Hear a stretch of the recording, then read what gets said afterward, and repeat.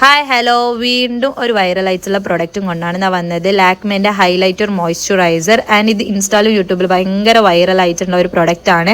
And ഇതിൻ്റെ നല്ല positive reviews ഒക്കെയാണുള്ളത്. So അങ്ങനെ ഇത് ബൈ ചെയ്ത് ഞാൻ ഒന്ന് അപ്ലൈ ചെയ്ത് കാണിക്കാം. ഒരു ഇട്ടൊരു സൈഡും ഇടാത്തൊരു സൈഡ് നിങ്ങൾ കണ്ടു നോക്കൂ. ആ ഒരു സൈഡ് നല്ല ഹൈലൈറ്റ് ആയിട്ട് വെച്ചിട്ടില്ല. നമുക്ക് മൊത്തം ഇത് ഫേസ് മൊത്തം ഞാൻ ഇട്ട് കാണിക്കാം.